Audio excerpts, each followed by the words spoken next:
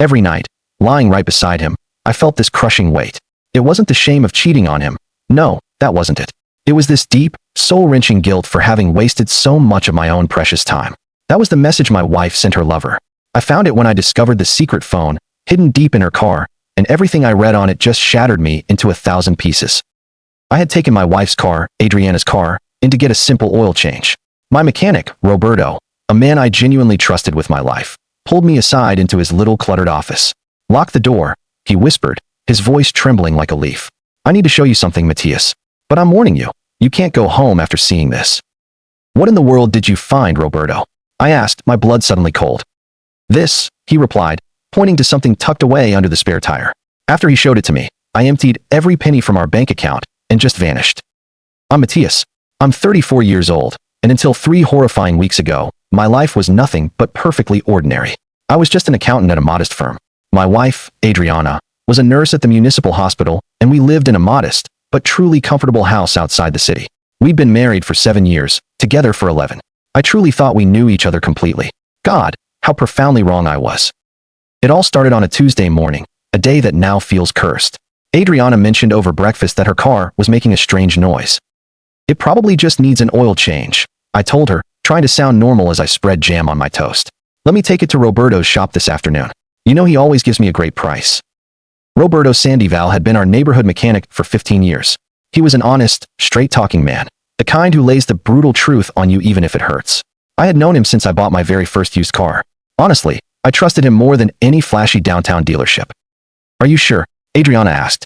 "I can take it tomorrow." There was this strange tension in her voice, a nervous edge I couldn't place then. "Don't worry about it. I'll take care of it," I replied, kissing her quickly on the forehead before heading out the door. That morning at the office was routine, reviewing financials, answering emails, attending a mind-numbingly boring meeting about budgets. At lunchtime, I drove home, grabbed the keys to Adriana's silver Honda Civic, and headed straight to Roberto's shop.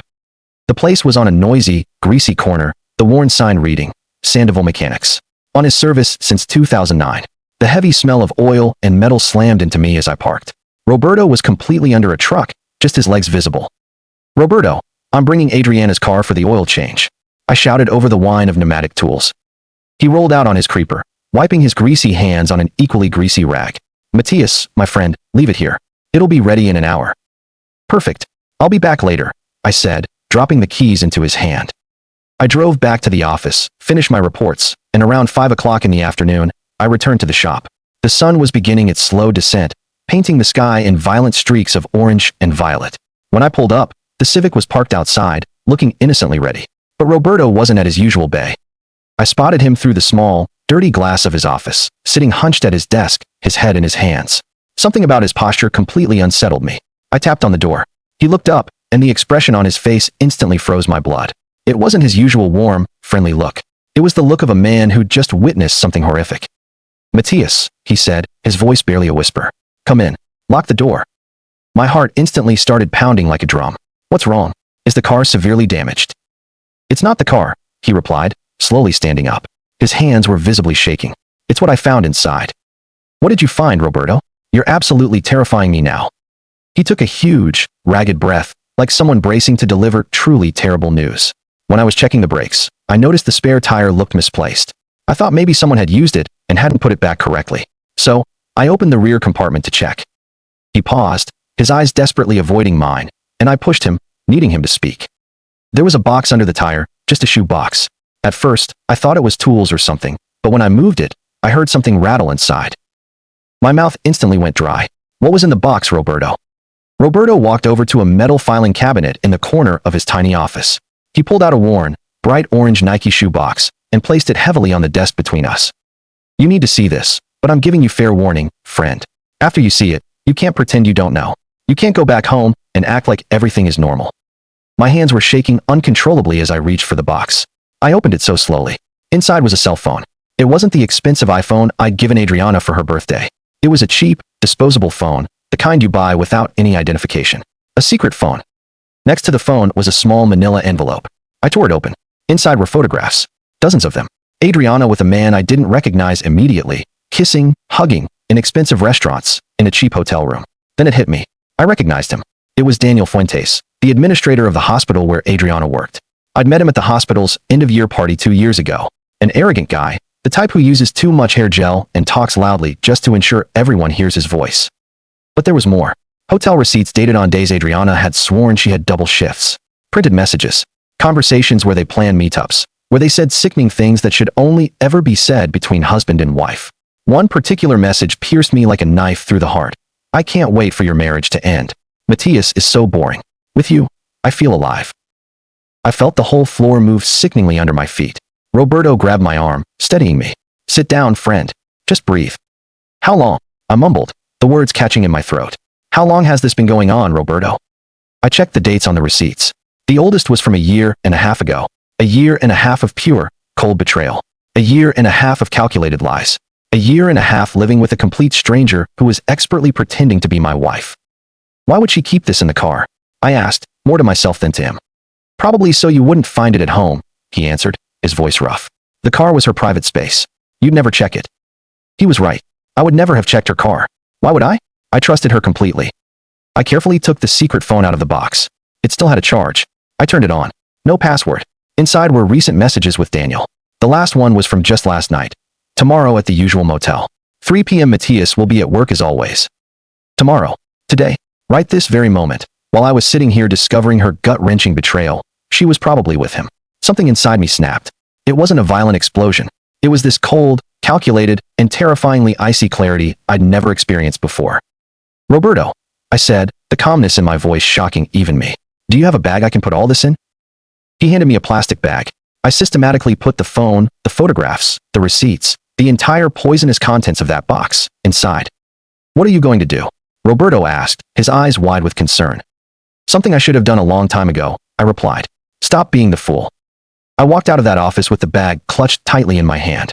Adriana's car sat there, looking completely innocent, utterly unaware of the devastating secret it had just revealed.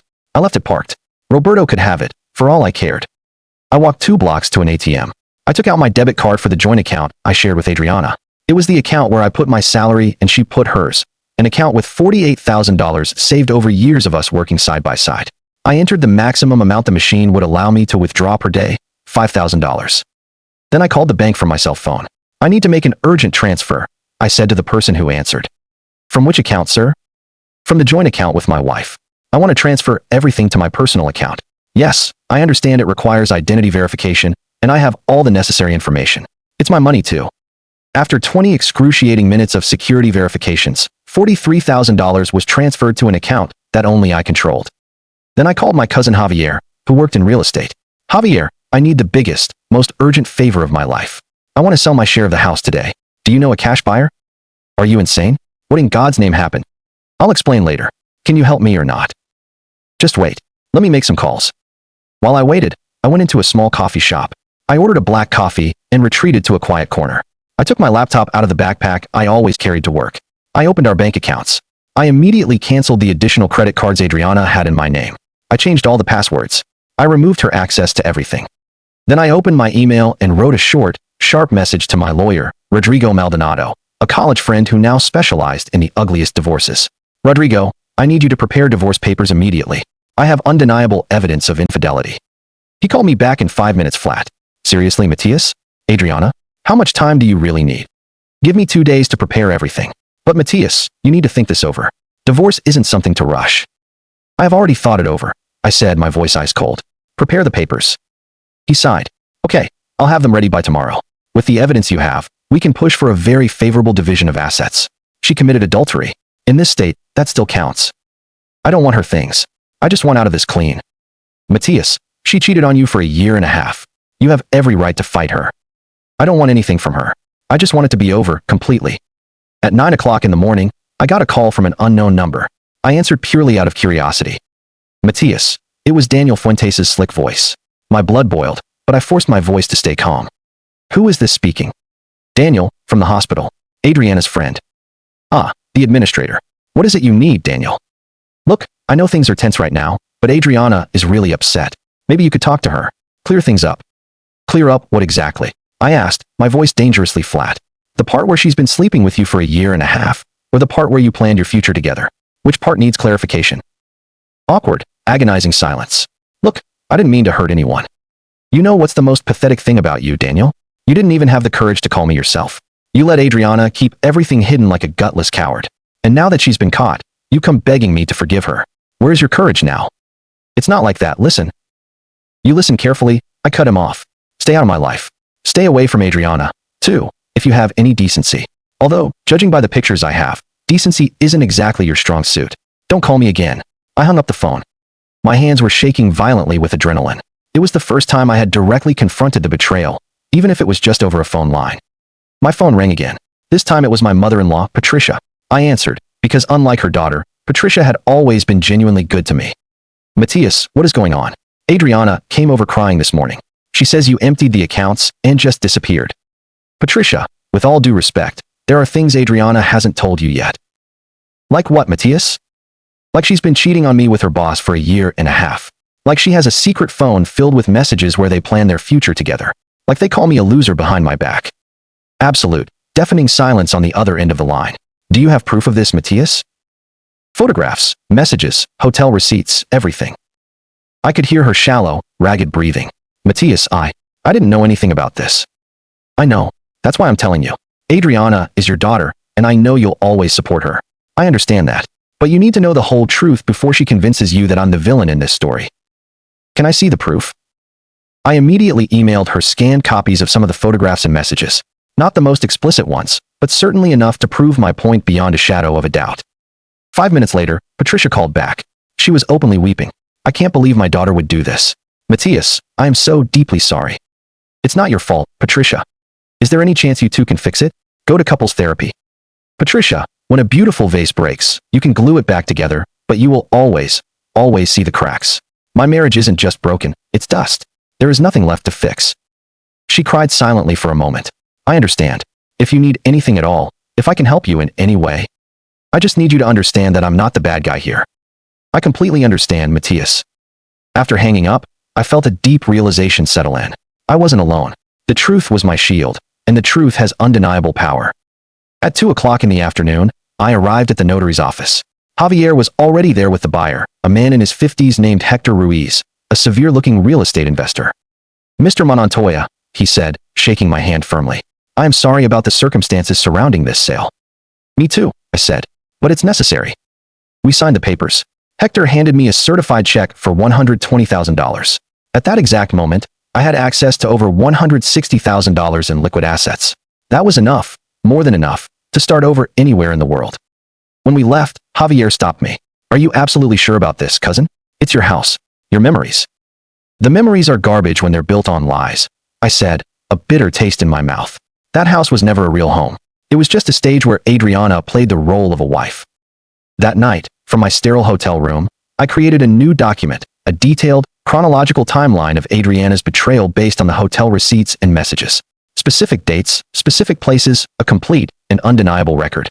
I didn't do it for revenge anymore. I did it because in a divorce trial, documented truth is worth more than gold. I also looked into Daniel Fuentes. It turned out he was married with 2 young children. His wife, according to her social media profile, was an elementary school teacher, a seemingly happy family. I wondered if she knew. Probably not.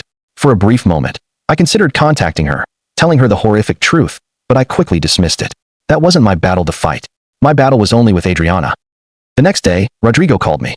The papers are ready. When do you want us to deliver them? Today, I said, at her work, in front of everyone. Matthias, that's harsh. That's a low blow. That's exactly what I want. I want every person in that hospital to know precisely who Adriana truly is. Legally, I can do it, but you should still think about the consequences. I've already thought about it. Do it.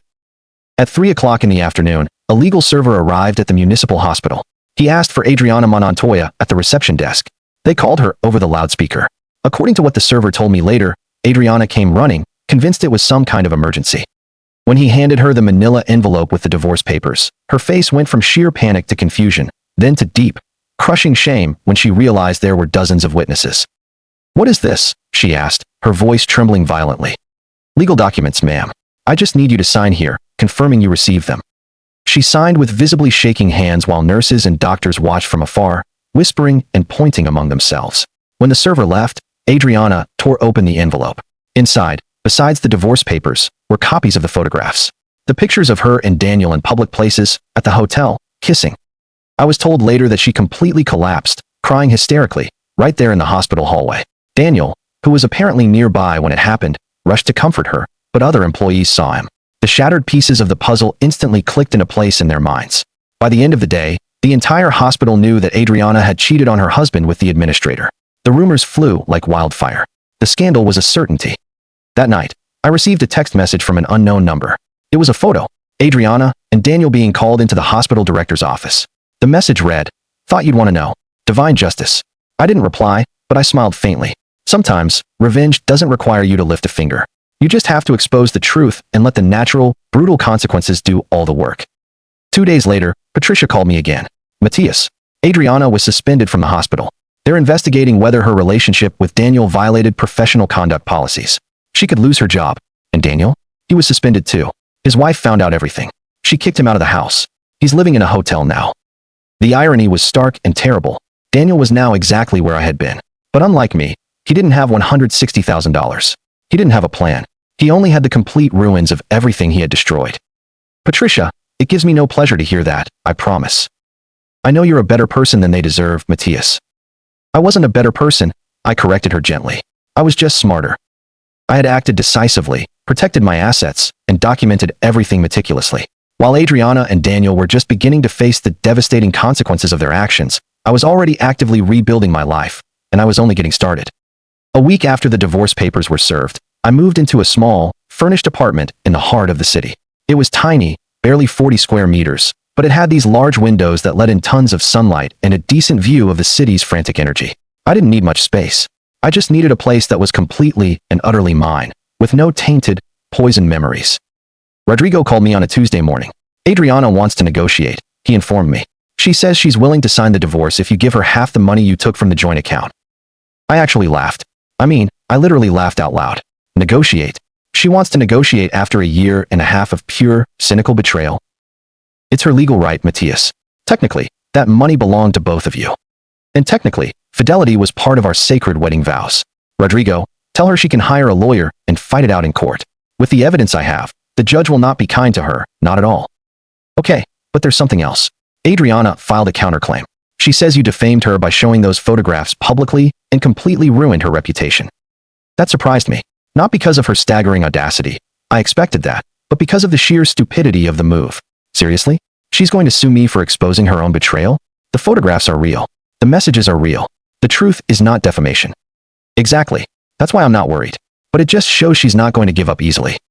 Perfect. Neither am I. That afternoon, I went to the gym for the first time in years. I desperately needed to bleed the frustration out of me in a way that didn't involve destroying my own life. I ran on the treadmill until my legs were burning and numb. I lifted weights until my arms were shaking violently. The physical pain was strangely comforting. It was real, it was tangible, and it was something I could control completely. In the gym showers, an older man, maybe in his 60s, struck up a conversation. "You look like someone who's fighting a heavy battle," he said. "I don't usually talk to strangers, but something in your eyes." "Divorce," I said simply. He nodded, a deep look of understanding on his face. "I went through two. The first one utterly destroyed me. The second one set me completely free. The difference? My attitude. In the first one, I clung to the rage. I wanted her to pay for what she did. I spent a fortune on lawyers fighting over nonsense. In the end, she was ruined, I was ruined, and nobody really won. In the second one, I just let go. Not because she deserved it, but because I deserved peace. I took what was mine, signed the papers, and moved on. Best decision of my life." His words haunted me for days. Was I clinging to rage? Or was I just rationally protecting my rights? I decided it was the latter. I wasn't being vengeful anymore. I was simply being fair. On Friday, I received an unexpected call. It was Marcos, one of my co-workers from the accounting department. "Matthias, my friend, I heard what happened. I'm so incredibly sorry." "Thanks, Marcos. Hey, some of us are going out tonight. Nothing crazy, just beers and some good food. Want to come? You really need a distraction." Initially, I was going to turn him down. I wasn't in the mood to socialize at all, but then I thought, how long was I going to stay locked in this tiny apartment, just reliving the betrayal? Okay, count me in. That night, we went to a loud, crowded sports bar showing a soccer game. There were 5 people from the office: Marcos, Fernando, my supervisor, 2 women from HR named Lucia and Brenis, and a new guy from the IT department named Omar. The conversation started awkwardly. Everyone knew about my situation, but nobody wanted to bring it up directly, until Lucia, after her second beer, shattered the ice. Matthias, I know you probably don't want to talk about this, but I need to tell you something directly. Your ex-wife is a complete idiot. The others fell silent, bracing for my reaction. I just laughed. Thanks, Lucia. I truly appreciate the honesty. Seriously, she insisted. We know you at work. You're hardworking, you're responsible, you're kind. Any woman would be lucky to be with you. If she didn't value that, it's entirely her loss. Brennis added, and the fact that she left you for Daniel Fuentes? My God, that guy is notorious for being a womanizer. Everyone in the health sector knows he doesn't last at any hospital for more than 2 years because he always ends up involved in some kind of scandal. Seriously? This was genuinely new information to me. Totally. My cousin worked with him at Central Hospital 3 years ago. He was transferred after they caught him having an affair with a married doctor. It caused a horrible divorce. Apparently, it's just his pattern. The information hit me hard. Adriana wasn't special to Daniel. She was just another conquest in a long, shameful list. That whole future they were planning together was probably a colossal lie. Daniel would never actually leave his wife. He just thrived on the thrill of the affair. I realized the horrible truth. Adriana had sacrificed our entire marriage for a man who wasn't even capable of real, lasting commitment. It was almost tragicomical. You know what? I said, raising my beer glass. To new beginnings, and to dodging bullets. Everyone clinked glasses with me. The rest of the night was surprisingly pleasant. We talked about work, sports, movies. For the first time in weeks, I wasn't obsessively thinking about Adriana. I allowed myself to just exist, free from the crushing weight of betrayal. When I got back to my apartment that night, I felt lighter, not healed, but significantly more hopeful. The next day, Saturday, I finally did something I had been putting off. I visited my parents. Mom opened the door and instantly wrapped me in a tight hug. My son, where have you been? I've called you 1,000 times. I know, Mom. I'm sorry. I've just been buried in the divorce. We went into the living room where Dad was watching TV. He stood up and gave me a firm handshake that quickly turned into a heartfelt hug. Son, we heard what happened. Patricia called us. I was surprised. Patricia called you? Yes, Mom said, her eyes sad. She told us about Adriana and that man from the hospital. She was crying, just utterly ashamed. She said she didn't blame you for anything and that her daughter had made an unforgivable mistake. Wow, I genuinely didn't expect that. Dad sat down, his expression heavy and serious. Matthias, I need to ask you something important. Are you handling this intelligently, or are you handling this emotionally? What do you mean, Dad? I mean that when a man is betrayed, he has two paths. He can destroy himself in the process of trying to destroy the one who hurt him, or he can protect himself and just move forward. Which path are you choosing, son? I thought about his question carefully. Protecting myself. I secured my finances. I documented the betrayal. I hired a good lawyer. I'm not looking for revenge, Dad. I'm looking for justice. Dad nodded, a flicker of pride in his eyes. Good, because revenge consumes you whole. Justice frees you. Mom brought coffee, and we sat and talked for hours. I told them everything. The discovery at the shop, the secret phone, the photographs, the messages. I didn't omit a single detail. When I finished, Mom was weeping again. That girl. I welcomed her into this house like a daughter. I gave her advice when you were working late. I comforted her when you had problems. And this is how she repaid you. Mom, don't torture yourself. Adriana is a brilliant liar. She fooled all of us. Still, as a woman, as a mother, I'm deeply ashamed of her actions. No woman should ever do that. Dad put his hand firmly on my shoulder. Son, you're going to come out of this stronger. The men in our family don't break. We bend, we learn, and we move on. His words gave me a core of strength I didn't even know I needed. Before I left, Mom packed me a ridiculous amount of food. I don't want you eating nothing but fast food in that apartment. Come eat here whenever you want. This will always be your home. On the drive back to my apartment, a profound realization hit me. I had been so intensely focused on what I had lost that I hadn't truly appreciated what I still possessed. I had supportive parents, genuine friends, a stable job, my health, and my dignity fully intact. Adriana, on the other hand, had lost all of that. Her own family was ashamed, her colleagues judged her, her job was hanging by a thread, and the man for whom she sacrificed everything would undoubtedly abandon her the moment things got truly difficult. On Monday, I got news from Rodrigo. The hospital has made a decision. Both Adriana and Daniel have been fired. They violated the professional code of conduct by having a relationship while he was her direct supervisor. Plus, they used work time for their encounters, which counts as time theft. Fired. Not suspended. Fired. Effective immediately. Adriana has 30 days to appeal, but with the documented evidence, it's highly unlikely she'll win. I felt a strange mix of emotions. Not outright joy, but a deep, quiet satisfaction that actions did, in fact, have consequences. Anything else? I asked. Yes, Daniel's wife filed for her own divorce. Apparently, she hired a private investigator who discovered Adriana wasn't his first affair. There were at least 2 other nurses in the last 3 years. His wife is asking for full custody of the children. Daniel was truly reaping what he had sown, and Adriana would soon discover that the man for whom she destroyed her marriage was not who she thought he was at all. Rodrigo, I want to speed up the divorce now. What do we need to do? With your evidence, and now with their current circumstances, we can push for a very quick settlement. She'll probably accept reasonable terms if we offer her something, anything. Offer her $10,000 from the joint account. Nothing more. She can keep her personal things from the house, but I get everything else. Matthias, with your evidence, you could fight for so much more. I don't want to fight anymore. I want to end this. $10,000 and have her sign. Just try. 2 days later, Adriana accepted. $10,000 and a clean break. No alimony, no future division of assets, just a final, definite end. We signed the papers in Rodrigo's office. It was the first time I'd actually seen Adriana since I discovered the betrayal. She looked terrible. Her eyes were swollen, her face pale, her clothes wrinkled. She was no longer the confident, well-dressed nurse I knew. She was someone broken and defeated. When our eyes finally met, she opened her mouth as if to try and say something. Don't, I said simply. There's nothing left to say. We signed in silence. When we finished, Adriana whispered, "Did you ever really love me, Matthias?" The question caught me completely by surprise. I looked at the woman with whom I had shared 7 years of my life. "Yes," I said honestly. "I love the person I thought you were." "It turns out that person never existed," she whispered back. I walked out of the office and did not look back. Outside, the sun was shining, the air felt fresh and clean, and for the first time since that terrible afternoon at Roberto's shop, I felt truly, profoundly free. A month after signing the final divorce papers, my life had completely turned around. The small apartment, which had initially felt temporary, was slowly starting to feel like a real home. I bought plants for the windows, hung some travel photos I had taken years before meeting Adriana. I even adopted a stray cat who showed up on my balcony one rainy night. I named him Libra. My work became my sanctuary. I was offered a special project auditing the finances of a medium-sized company that was considering a major expansion. It was extra work, but the pay was excellent, and most importantly, it kept my mind completely occupied. I discovered that when my brain was focused on complex numbers and financial projections, there was no room left to think about betrayals and destroyed marriages. Fernando called me into his office one Thursday afternoon. "Matthias, sit down. I want to talk to you about something important." My first instinct was worry. Had I made a mistake in the reports? "The work you've been doing on the expansion project has been truly exceptional," he began.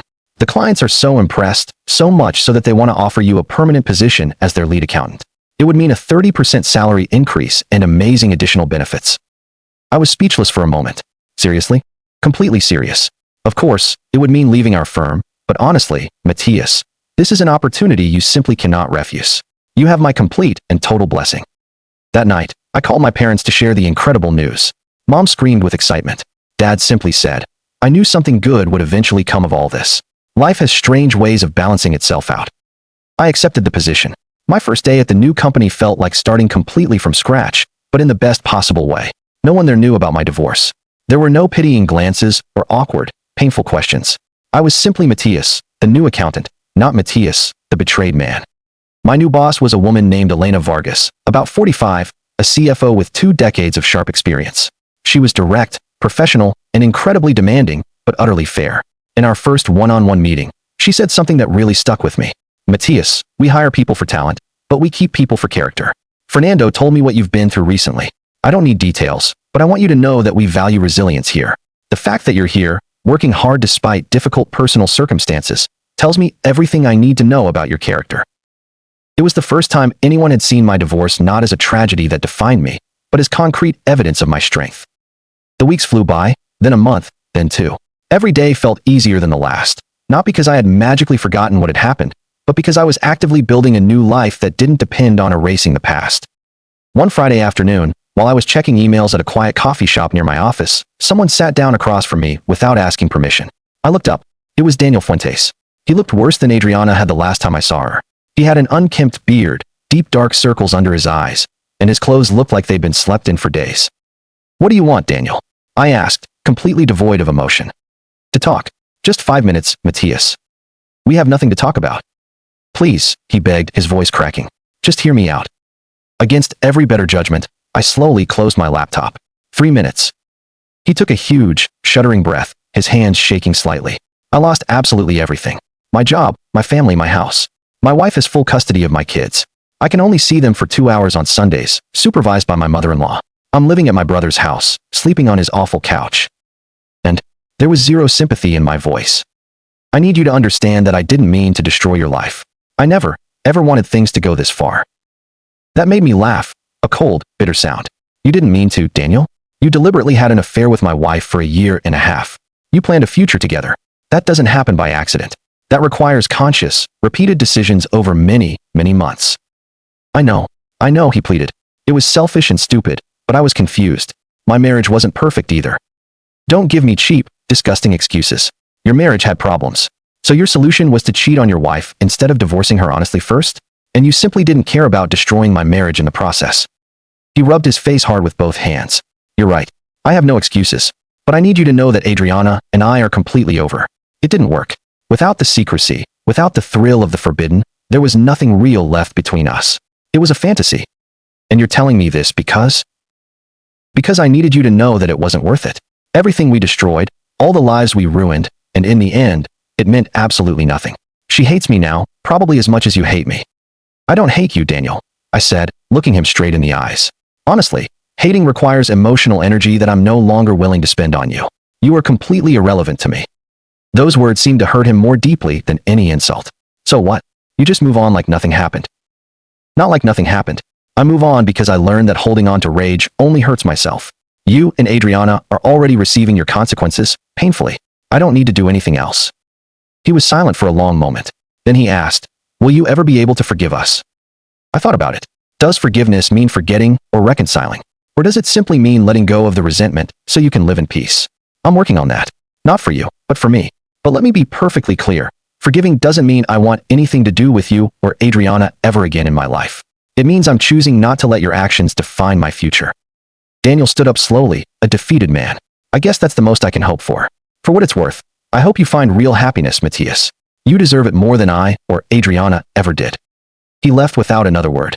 I watched him walk away. This man who had been the central figure in my nightmare was now reduced to a defeated stranger on the street. I opened my laptop and continued working. But something profound had shifted. Seeing Daniel so utterly destroyed didn't give me satisfaction. It only gave me undeniable clarity. I had moved on. I had rebuilt.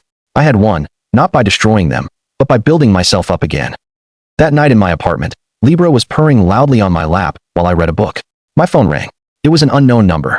I almost didn't answer, but some instinct made me pick up. Hello, Matthias. It's Lucia from your old job. Oh, hi, Lucia. Is everything okay? Yes. I just wanted to ask you something kind of personal. Are you still single? The question caught me completely off guard. Yes. Why are you asking? Because I have a friend, Valentina. She's an architect, she's smart, she's funny. She just got out of a relationship a few months ago, and she's finally ready to meet new people. I thought maybe you two could really connect. My first, automatic reaction was to refuse. I wasn't ready. It was too soon. But then I stopped myself. When would the right time be? In 6 months? A year? 2 years? The truth was, it never feels like the perfect time. You know what? Give me her number. I don't promise anything, but I can send her a quick message. Perfect. I'll send it to you right now. 2 minutes later, I had Valentina Rivera's contact saved in my phone. I stared at it for a full 10 minutes before I dared to type anything. Hi, Valentina. This is Matthias, Lucia's friend. She thought we might get along. Would you like to get coffee this week? Sent. My heart was beating faster than I had expected. The reply came 5 minutes later. Hi, Matthias. Lucia told me about you. I'd love to. Does Saturday afternoon work for you? Just like that. No drama, no secrets, just two people agreeing to meet up. Perfect. There's a new coffee shop downtown. How about 3 o'clock? Sounds good. See you there. Saturday arrived much faster than I expected. I got ready with more care than usual, choosing a simple, presentable casual shirt. I arrived at the coffee shop 15 minutes early, feeling a nervousness I hadn't felt in years. Valentina arrived exactly at 3 o'clock. She was taller than I imagined, with short brown hair and a wonderfully genuine smile. She was wearing jeans and a simple blue blouse, simple, yet incredibly elegant. Matthias? She asked, walking up to me. Valentina, it is a pleasure to meet you. We sat down and ordered coffee. The conversation flowed surprisingly easily. She told me about her work designing sustainable houses. I told her about my new position and my deep love for numbers. After about half an hour, she said something that I instantly appreciated. Lucia told me you went through a recent divorce. You absolutely don't have to talk about it if you don't want to, but I want you to know that I also came out of a relationship that ended badly, so I truly understand if you need time or space. Her honesty disarmed me completely. Thanks for saying that, Valentina. Yes, it was incredibly hard, but I'm in a much better place now. I learned a huge amount about myself in the process. That's the most important thing, she said. Failed relationships teach us what we definitely don't want. That makes it easier to recognize what we do want when it finally appears. We talked for 2 wonderful hours about our families, our hobbies, our dreams. There was no pressure, no unrealistic expectations, just 2 people sincerely getting to know each other. When we said goodbye, she asked me, "Would you like to go out again? There's an art exhibit next weekend that I was planning to visit." "I'd love to." As I walked back to my apartment, I realized I was smiling from ear to ear. Not because Valentina was a replacement for Adriana. It's impossible to replace anyone because every person is unique. But Valentina represented something far more important. The genuine possibility of a new beginning without the suffocating weight of the past. That night, I received a text message from a number I didn't initially recognize. When I opened it, I saw it was from Adriana. "I know you probably never want to hear from me again, but I need to tell you something. Daniel and I broke up. He wasn't who I thought he was, not at all. I lost my job, my reputation, my marriage with you. All for someone who turned out to be just as fake as I was with you. I don't expect forgiveness, Matthias. I just wanted you to know that you were right about everything. I'm so sorry." I read the message 3 times over. I waited to feel satisfaction, or vindication, or anything really, but I only felt a quiet stillness. I didn't reply. I blocked the number, not because I was angry anymore, but because her apology, no matter how genuine, didn't change a single thing. The past was past. My future was waiting. 6 months after the divorce, my life was completely unrecognizable compared to what it had been. My job at the new company was going extraordinarily well. Elena had assigned me increasingly important projects, trusting my judgment implicitly for significant financial decisions. The salary increase allowed me to move to a larger apartment with 2 bedrooms and a terrace where Libra spent hours sunbathing like a king. Valentina and I had been dating steadily for 4 wonderful months. It wasn't a rushed or desperate relationship. It was something that grew naturally, beautifully, without pressure. She perfectly understood when I needed space. I respected her own boundaries. We got to know each other slowly, without secrets, without lies. It was profoundly refreshing to be with someone who valued honesty as much as I did. One afternoon, while checking emails in my office, I received a call from Patricia, my ex-mother-in-law. I had kept occasional contact with her because, despite everything, she had always been good to me. "Matthias, I need to tell you something about Adriana." My first instinct was to say I wasn't interested, but Patricia's worried tone stopped me cold. "Is she okay?" "Physically, yes. Emotionally, not so much. She lost the apartment she had moved into after the divorce. She couldn't pay the rent without a job. She had to move back in with us." I felt a small twinge of something. Not pity, exactly, but not total indifference either. "Has she found a job?" "Nothing permanent. Some temporary shifts in small clinics. But her reputation precedes her. The hospitals won't hire her. The scandal with Daniel was too public and too damaging." Patricia paused before continuing, her voice low. "I'm not asking you to do anything, Matthias. I just thought you should know. She asks about you sometimes. Wants to know if you're okay." "And what do you tell her?" "That you're thriving. Because it's true. And I think that's the hardest thing for her to see. That you took everything she destroyed and built something beautiful and better." After hanging up, I sat thinking for a long time. There was a small, quiet part of me that felt a strange satisfaction knowing that Adriana was facing the brutal consequences of her actions, but mostly I felt nothing at all. It was like hearing about a stranger's life. That night, during dinner with Valentina at her favorite restaurant, I told her about the call. "How does that make you feel, Matthias?" she asked, her hand finding mine naturally on the table. "Empty," I confessed. Not in a bad way, just empty. As if that whole part of my life is a closed, finished chapter that no longer has any power over me. "That's real healing," Valentina said, squeezing my hand gently. "It's not that you stop remembering. It's that the memories finally stop hurting." She was absolutely right. The memories were still there, but they no longer held any power over me. 2 weeks later, I was at the supermarket buying groceries for the dinner Valentina and I planned to cook together when I saw her. Adriana was in the cleaning products aisle, looking intently at prices with an utterly exhausted expression. She was wearing simple clothes, no makeup, her hair pulled back in a messy, tired ponytail. I could have easily left without her ever seeing me, but something stopped me. Maybe curiosity, maybe a final need for closure. Adriana turned slowly. Her eyes widened with surprise, and then a flash of fear. "Matthias." "Hello, Adriana." An awkward, heavy silence settled between us.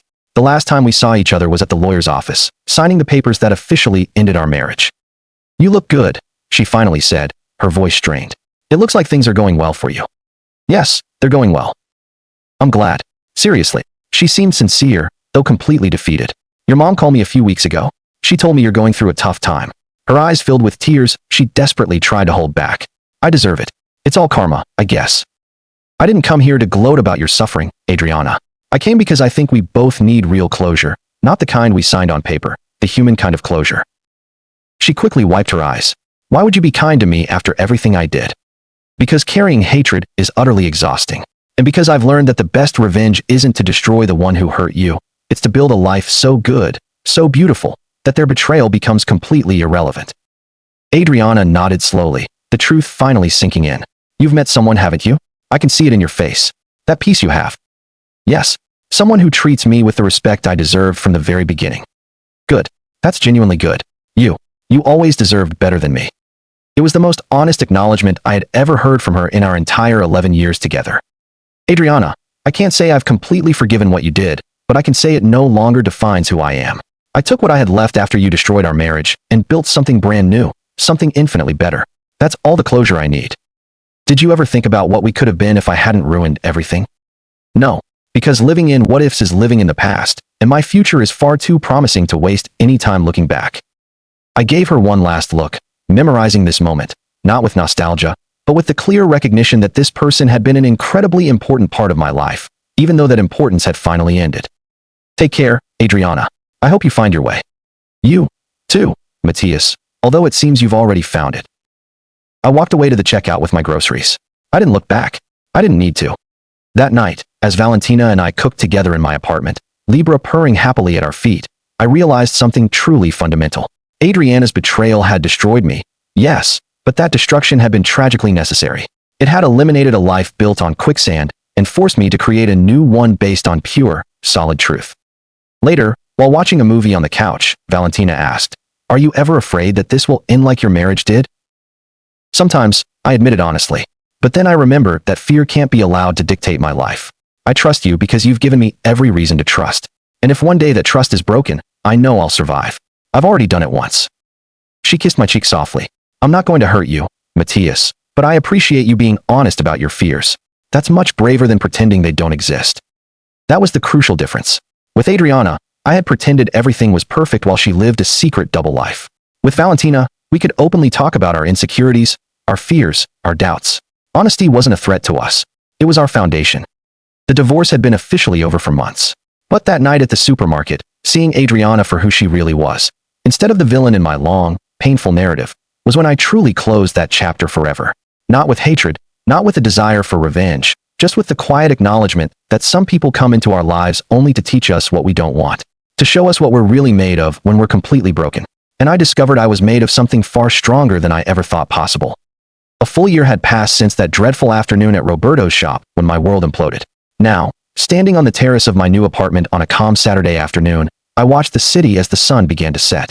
Libra was dozing peacefully in his favorite spot, a wicker chair that Valentina had insisted on buying because every cat needs his throne. Life had the funniest way of balancing itself out. Elena had promoted me to deputy CFO 2 months ago, a position I never dreamed of reaching so quickly. The salary increase was substantial, but more important was the recognition of my unwavering work ethic. I had proven, first to myself and then to everyone else, that I could rebuild from the ashes. Valentina and I had been together for almost 10 beautiful months. We weren't living together yet. We both agreed there was no rush, but we spent most nights at one another's apartment. She had brought such stability and joy into my life, but not in the desperate way one clings to a life raft. It was more like two whole people choosing, happily, to share their 2 lives. My phone rang. It was Roberto. Matthias, my friend, how are you doing? Good, Roberto. Everything in order. Yes, I was just calling to invite you to the grand opening of my new shop. I was finally able to expand. I bought the lot next door and doubled the space. I want you to come to the opening party next Saturday. Of course I'll be there. I'm so glad to hear things are going well for both of us, my friend. For both of us, Matthias. After hanging up, I thought about how Roberto had been the unwitting catalyst for everything that followed. If he hadn't found that shoebox, how much longer would I have lived that crushing lie? Years? Decades? In retrospect, that devastating discovery had been an agonizing gift disguised as a tragedy. On Sunday, Valentina and I visited my parents for the Sunday lunch that had become a precious tradition. Mom prepared her famous mole, and Dad was in a great mood, telling hilarious stories from when he was young. Over dessert, Mom took my hand. My son, I want to tell you something. When you got divorced, I was so afraid you'd close yourself off, that you'd let bitterness consume you forever. But look at you now. You're genuinely better than ever. I learned that pain is inevitable, Mom. But prolonged suffering is absolutely optional. I could have stayed angry forever, or I could choose to heal. Dad raised his beer glass. That's true maturity, son. Not everyone learns it. Some people spend their whole lives blaming others for their unhappiness. That week at work, during a critical meeting with Elena and the other executives, I presented a major expansion plan for the company that I had been developing for months. The proposal was met with huge enthusiasm. After the meeting, Elena stopped me privately. Matthias, when we hired you, I knew you had raw potential, but you've exceeded all expectations we had. We're seriously considering opening a new regional office in Monterrey. We want you to lead it. Monterrey? That would be a massive change, Elena. I know. You don't need to answer right now. Think about it. Talk to Valentina, but it's an opportunity that could absolutely define your entire career.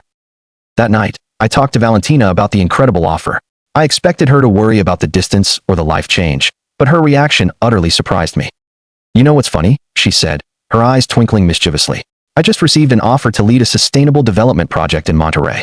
I was going to tell you tonight. We looked at each other and burst out laughing.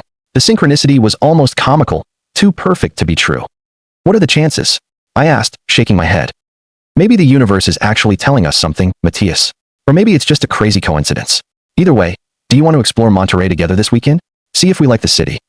And just like that, a year after my life had completely fallen apart, I was considering a massive new beginning in a different city with a woman who completely respected me, in a career that was absolutely flourishing. The Saturday of Roberto's shop opening arrived quickly. The place was packed with people, music, and food. Roberto greeted me with a massive bear hug. Matthias, brother, come here. I want to show you something. He took me to his office, which was now renovated and expanded. On the wall was a framed picture with a simple quote that read, "Honesty hurts, but lies destroy." After what happened with you, Roberto explained, his face serious, I decided my entire business would be built on absolute, painful honesty. I tell every client exactly what their car needs, regardless of whether it's profitable for me or not. He smiled. And funnily enough, the business has grown more than ever before. People truly value the truth, Matthias. He was right. The truth, however excruciating, was always better than the most comfortable, seductive lie. Before I left, Roberto handed me a small envelope. Open it at home.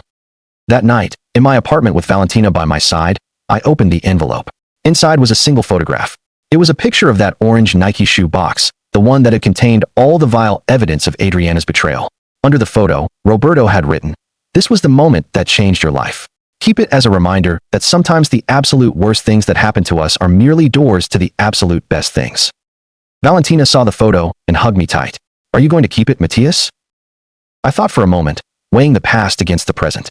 Then I slowly tore it into small, clean pieces. No, I don't need reminders of the past anymore, I told her, dropping the scraps into the trash. I have enough present and future waiting to occupy my mind.